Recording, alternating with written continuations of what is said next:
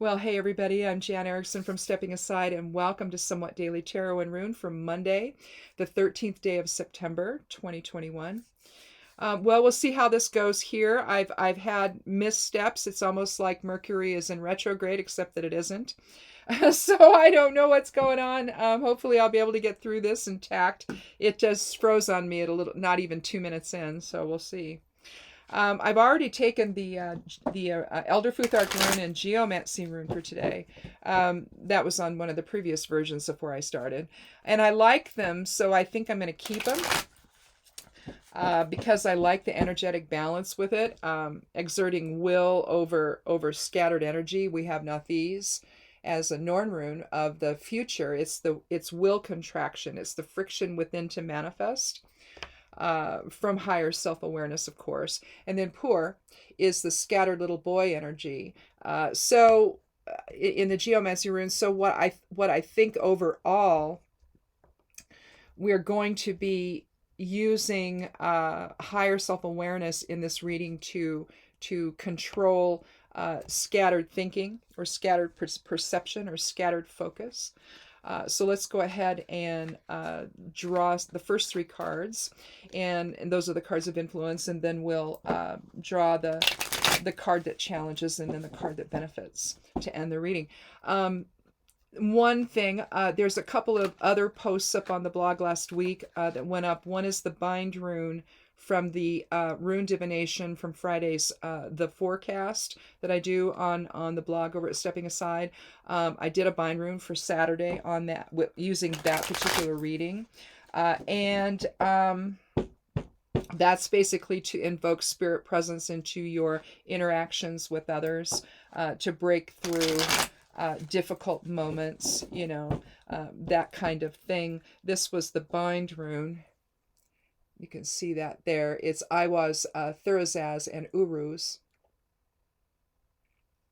So that's the bind rune, or you can create your own, either way. But there's that, and then I finally finished the Wildwood tarot reading I was promising, and that also went up. And that, I believe I called it Transition to New Beginnings, maybe? I'm not sure. Something to that effect. But yeah, I was working on it for several days, so because I was just sporadically able to work on it. And so I think that's what I called it, something like that. Anyway, it's over there on the blog. There's a link to the Stepping Aside underneath the video here. So anyhow, let's go ahead and take our first three cards and get going there. We begin with the Three of Cups. So the water element, love, compassion, empathy, unity, change. And here we're raising our chalices in celebration. I like to think of this as integration with others, really, mind, body, spirit balance. But when you think that, don't you think integration? I mean, I do. But let's take the next card. And I like to get it very, I like the deck to be very shuffled, not, I don't want to, if I don't, then I'm going to end up pulling the same cards as I had last week, or most of them. It never fails. Well, here we have the Page of Swords, so we're going to introduce the air element here. Messages here, with the page as the messenger. There's movement with this card, though, so again, shifting perception maybe too, as well. When you see everything in a swords with swords cards, if you see them straight up and down, and there doesn't appear to be any movement, then you're looking at something more definitive. But when you see him basically leaning into the wind, I don't know. I think that could be something that there's something new coming your way today. Well, we have the High Priestess, card 2 of the Major Arcana. And the High Priestess is really about intuition. It's when you look at the when it's intuition, it's wisdom, it's divine presence, it's the feminine divine manifesting, compassion, inner wisdom, dreams, change, alignment. So far we have a 3 and a 2, so we've got 5, which can be change. And then we see the Page of Swords, so we're looking at something that's in motion here, a message, a new message that's coming through. I think that we need to use our inner wisdom here to understand whatever's happening here. But then how does, and then again, if you think in terms of maiden, mother, crone, the triplicities, past, present, future, anything like that. But basically, you're talking there about success, celebration, victory. And again, let's just move these around. Let's begin with the High Priestess instead. Let's move her. And in your readings, you can do that. If something doesn't make sense to you, try moving the cards around, and suddenly a whole thing, the whole idea of the reading could just open up instantly for you. So don't be afraid to do that. So let's go ahead then and start with inner wisdom and balance. You see the High Priestess sitting on a bench between the two pillars of Solomon, Boaz and Yakim. You see a drape behind her, like a tapestry even, behind her. And if you could see that, those are pomegranates, I believe. If you could see all of them, I believe it would depict the tree of life from the Kabbalah. A hermetic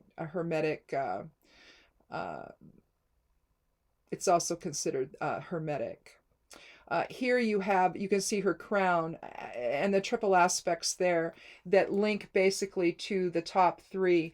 Now let me move something here out of the way to get that so I can show you that. I've showed you this before, and then invariably I lose it and I can't find it.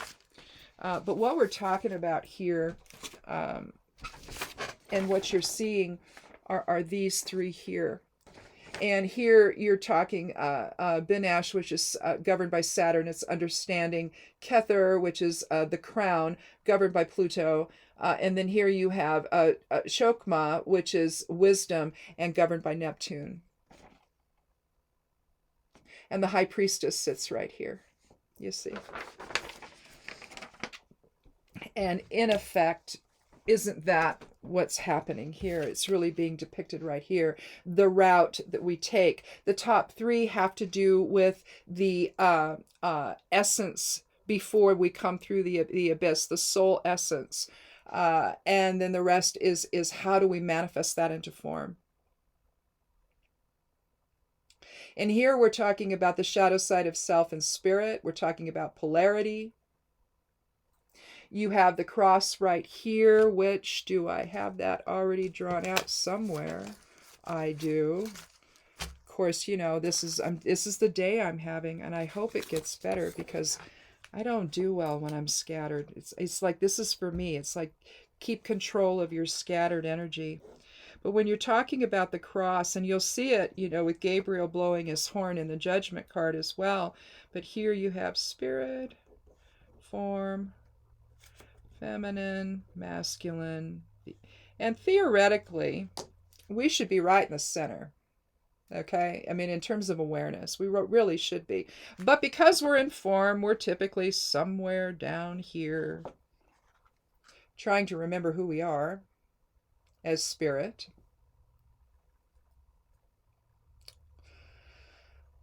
So really, you can think of this line as the abyss, or you can think of it as the definition of polarity when we come through the abyss into form.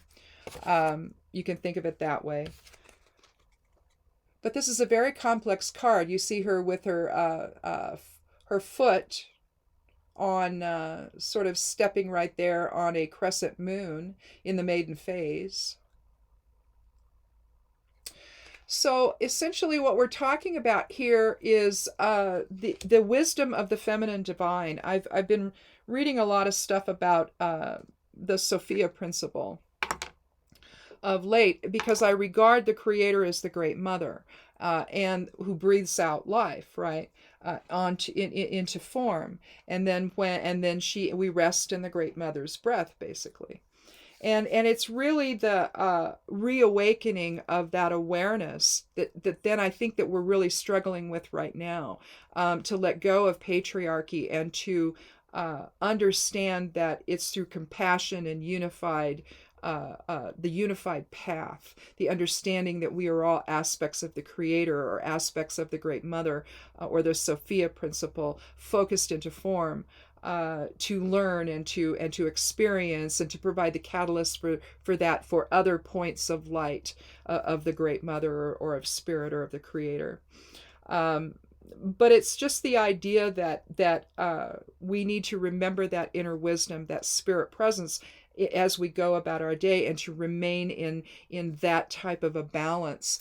Two is a number of balance. It's also a number of compassion and reciprocity. If you look at the Two of Cups, that's a perfect example of that. So being mindful of spirit, it really aligns well, I think, with Nathes and the Norn rune of the future, because there is a sense of the future with the High Priestess as we bring that awareness into our behavior and our choices and our decisions when we're in form. Let's see if there's anything else. Because we have a 5 here, an overall 5, change is also part of the High Priestess. So I have to wonder again, is there an element of change here in the reading that we're starting out with? Because next we have the Page of Swords, and you see the movement. Even the ground looks unstable, but it looks like the clouds are going this way. You see here a tree that reflects the wind blowing. He's leaning, with the wind, going with the wind. You can see the wind is blowing his hair, so this way. So I have to think with the Page of Swords here, we've got a new message that's coming, and it's one that could be changing how we see things. Perhaps it's going to impact our perceptions in a way that they shift to another idea. Now, poor, given it's a scattered focus, it could also mean, like with Puella, the loosening of perception. So I'm wondering if that's also part of that. The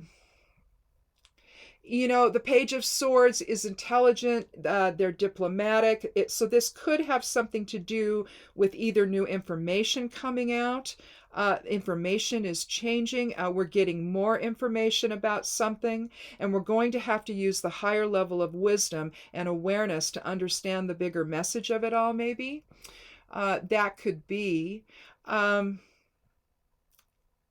He's also a risk taker, and I don't sense that, though, not with the High Priestess. I don't think that it's about risk. I don't think the change is about that. I think that the change is about, it's going to give us greater understanding, perhaps, over a situation that's happening. And then, you have we then, because we've switched the 3 of Cups with the High Priestess, then we have, once we do that, you see, there's also the triple goddess involved here with the 3, as there is here, you see, with her crown. So you've got similarity and synchronicity here and here. But through divine wisdom, through the harnessing of the will and allowing our perceptions to shift in a manner, which I suppose, that could be risky because you're letting go of, or it could feel risky because it's like it's uncharted territory for you, maybe, because you're letting your perception shift to a new understanding that's greater, that's spirit-based versus ego-based, and maybe that's scary. So I guess you could view that as a risk because you're taking that leap of faith. Maybe instead of risk, maybe we could say he's willing to take the leap of faith into new perceptions. So yeah, maybe risk is involved, especially if you think of it in terms of the leap of faith and trusting your inner voice, because realistically that's also what the High Priestess is telling us to do, is to trust our inner voice. And when we do that, we can come together in harmony with other people. I threw the card down. we have you can see how abundance is all around the women. You could even look at these 3 women as the Norns of fate. you know, given our Norn rune today. So that's kind of interesting.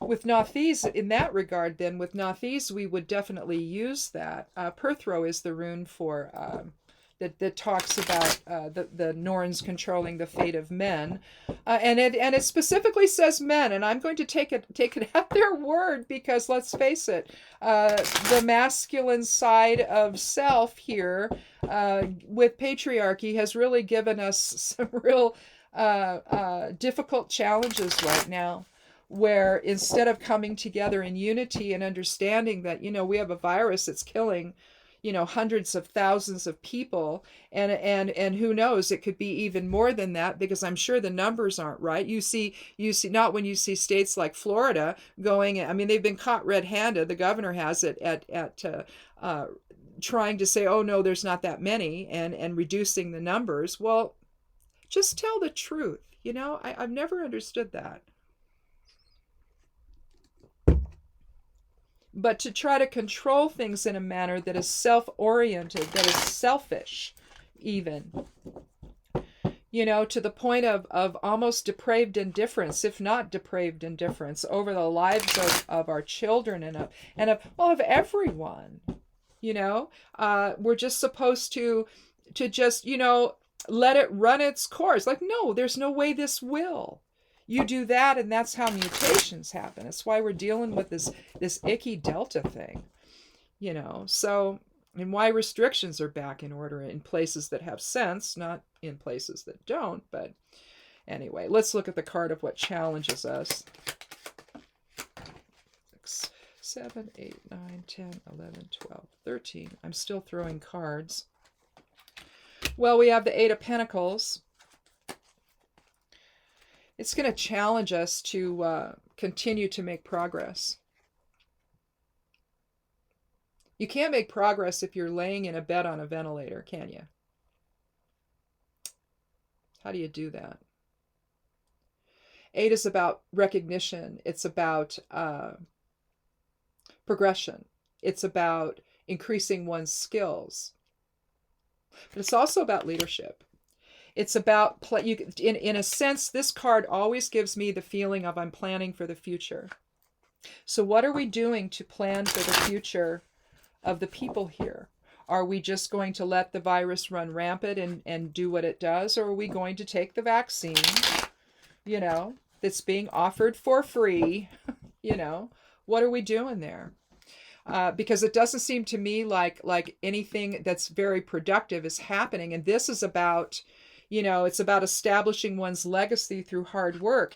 And you could look at that in terms of, especially with Nothese, is having the will to make the difficult choice. If it's difficult, it wasn't difficult for me. It wasn't difficult for my husband. It's not difficult for a lot of people I know. But I also bet I know people that are just there.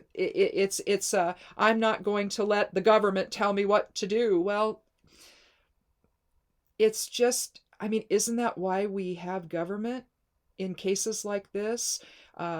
You could think of this as a disaster, a hurricane that comes in and levels. Don't we rely on government to come in and organize things and try to get things in place for us and get repairs done and focus the efforts to make them, to maximize the best results, the best outcome? And I realize, government has been woefully negligent depending on who's in charge, but, then you'll have a president that seems to have it together. And it's like, okay, let's get everybody together and get things done here. And I think currently that's what we have. Now, I realize that isn't what we had before he came into office, but it is what we have now. And so it may be, you may have been, bamboozled by the other guy who told you not to trust anyone but him. But look what happened. Look how many died.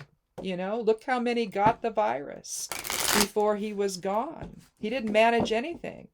He said, oh yeah, it's fine. Just, it'll be gone by April. It's like, no. And then he wants you to take all these weird things. It's like, no, listen to the science on this. So now we have a bunch of people who are confused and don't understand what they're doing. I really don't think they do. They believe they do, but I don't really think they do.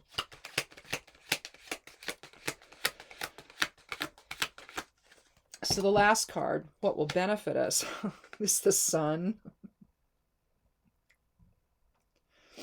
19th card of the major arcana. It's new beginnings. It's vitality. You see the red pennant there, or red flag, I should say. It's probably more of a flag than a pennant. You see the white horse. You see the sunflowers behind the rock wall and the sun radiating out its energy everywhere.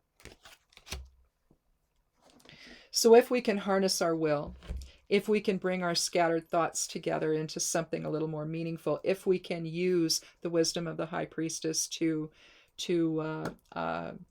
listen to the inner voice, to listen to higher self-awareness, and invoke our will in a way that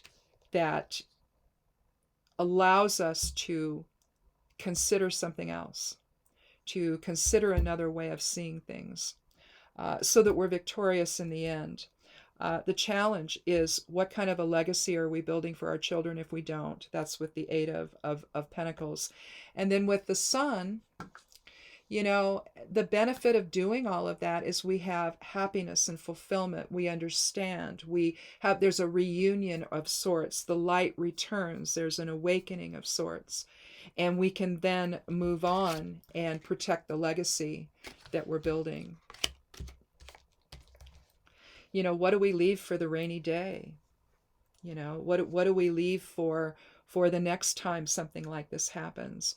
Are we going to approach it again in such a, I don't know, depraved way?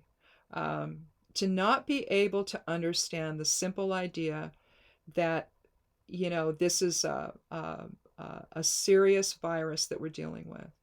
And people are dying. People are still dying. Children are in the hospital now.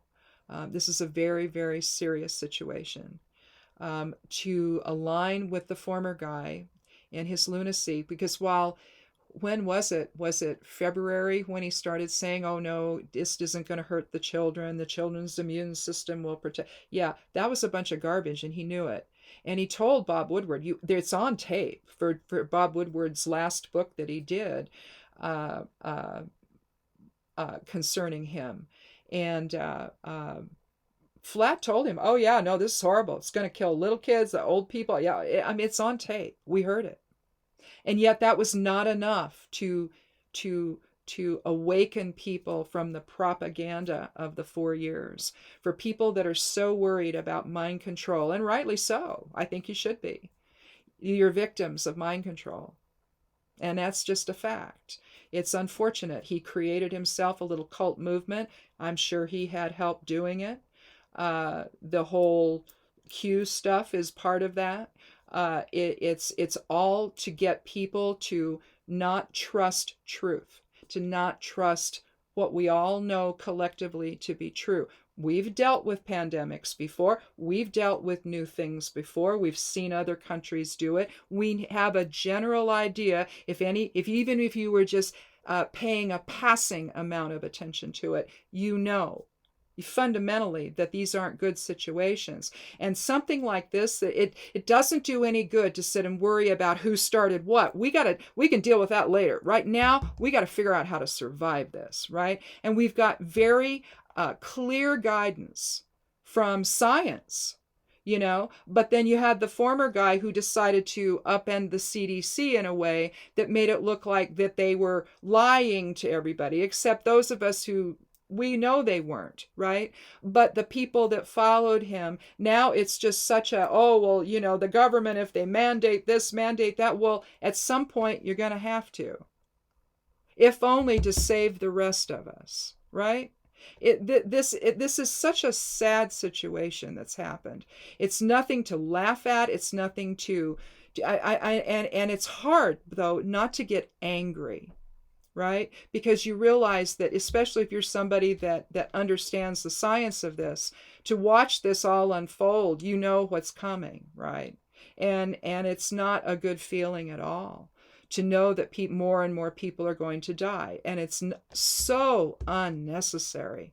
And even if they don't, if what this does to the lungs is so bad. It reminds me, I've seen pictures of COVID lungs versus healthy lungs, and it literally reminds me of either the web of there's certain web spiders that create what look like angel hair that you put on your Christmas tree, that wispy white stuff that you put all over, and it's real thick. You can spread it apart, but you can also put it on real heavy, and it's called angel hair. It's at least that's what I don't know if you can still buy it, but that you used to be able to. So if you remember that, that's what it looks like to me. It just the lungs are just totally white and threaded, and obviously people can't breathe. So if it's going to damage lungs this way, what's it going to do in terms of their health going forward?